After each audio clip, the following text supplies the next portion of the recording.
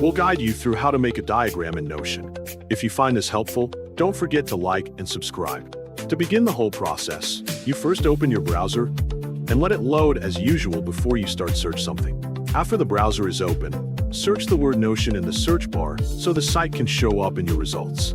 Once the results appear, click the top web that shows up and looks like the main site, so you are taken to the official page. When the page loads, log in with your account. And if you do not have one yet, sign up so you can continue without any block.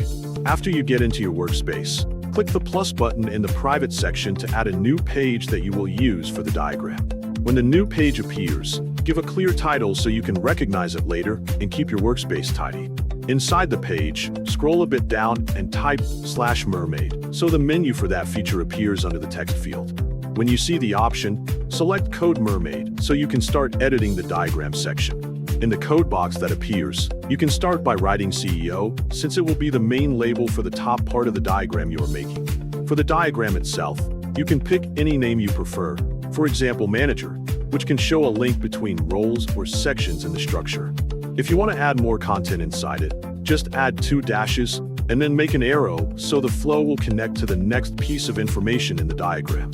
After placing the arrow, type the new content you want to include, such as employee, so the diagram grows in a clear order. You also have control over the direction of the diagram by changing the top section of the code where the direction tag is placed. You can set it to TD if you want the chart to go from top to bottom, which is useful for something like a simple hierarchy.